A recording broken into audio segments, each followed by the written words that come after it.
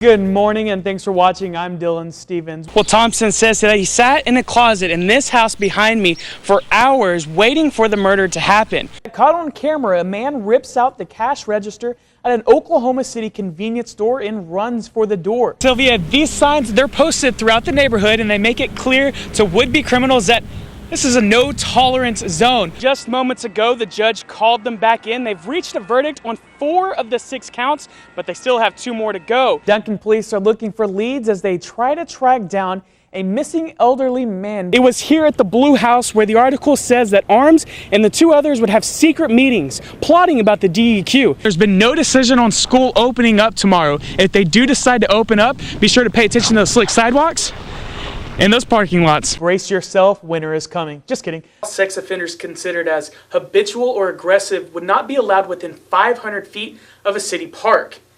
That's here. These are the only tracks that are leading to the lake, but these tracks were made when the car was pulled out. Hunt was on for 7,001. Let's go ahead and make that 7,000 Easter eggs. I wouldn't want to exchange the shirt. I would want the misspelled shirt. A response to a wildfire can lead to dents in the truck, and that's money out of their budget, and those costs can add up.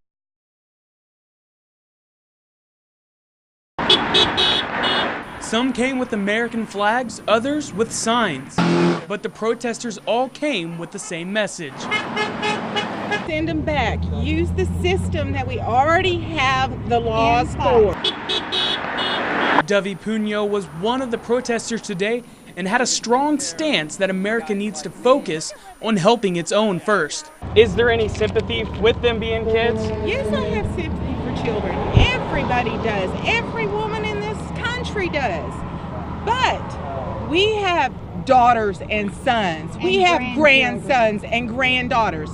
I want this country to follow the laws. Carol Eaglin agrees and is worried about what the future of the illegal immigrants in America could hold for its citizens. You can't get a job unless you speak Spanish. You cannot get a job unless you speak bilingual. With cars whipping by on Rogers Lane and just feet above busy I-44. Puño says it was still worth the danger to stand so close to traffic for today's demonstration. If our military can go to war to protect us, and they're facing bullets, I think I can face a car. Today's protest is one of 4 in the state of Oklahoma. Some of the protesters even drove from Ada. Reporting from Rogers Lane and I-44, I'm Dylan Stevens, 7 News. These are the beginning steps of an 11-month project that went from this to this.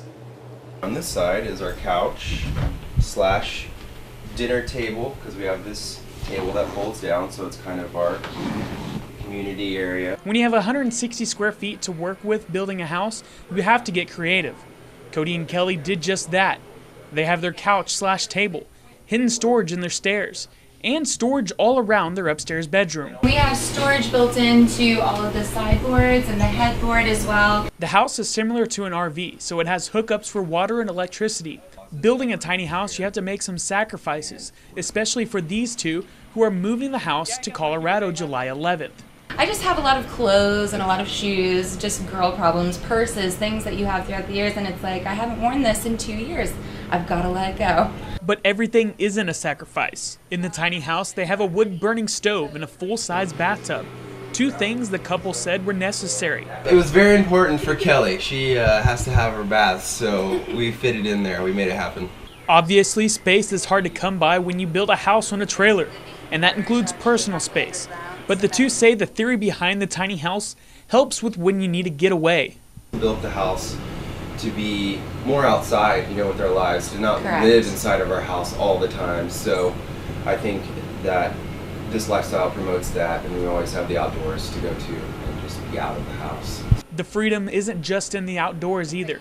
It's in their back pockets also. There's a monetary freedom there because you're not spending, you don't have to each month put so much money towards just your living. Compared to what our bills are going to be here, it's less than half. So that's huge and I mean, that's internet, that's all of our amenities that we need. And so we're going to be able to invest in our future financially through doing this. Cody and Kelly now have a little over a week to make those final decisions of what's going with them to Colorado. Reporting for 7 News, I'm Dylan Stevens. An early morning home invasion brings fear into a usually quiet neighborhood as police searched for one of the 2 suspects. Police searched for an hour, then he was found underneath a backyard deck. The victim of the home invasion recovers after the intruder fired a round through his door window, burning his face with broken glass. He goes to he shoves a gun in the crack of the door, trying to push the door open, and I just leaned into it. I was telling the cops, I said, I bet you expect no 360-pound man. He was standing at the door when he tried to kick it open. When I had a hold of it, I went to try to lock it, and that's when he shoved the gun through the thing and pulled the trigger, and it was like everything just blowed up after that. The intruders then rushed in, forcing Paul Alverson and his wife to the ground while his 20-year-old nephew tried hiding in a closet to load a gun and call 911. He got a call out, but before talking to dispatch, he was dragged out of the closet. All 3 were now on the floor in the living room, while the intruders held them at gunpoint and searched the house. They covered all of us up with a blanket. So you couldn't see the face and stuff? Well, I figured they're fixing to execute us before they got out of here. They kept telling us they're going to kill us. If I don't find money, I'm going to kill you. They waited there, not knowing what would happen, and the intruders kept yelling at Paul. They kept asking for, pills. You got any pills? I know you got pills. I'm like, dude, I'm a man. I don't have to have pills to get off, The police showed up at the same moment the intruders were leaving. One intruder was immediately caught. The other one is the one caught in the backyard. I had more fear for my wife than I did anything. That was what I was more scared, because she was dressed in her military, and I'm thinking they're going to shoot her because she's military.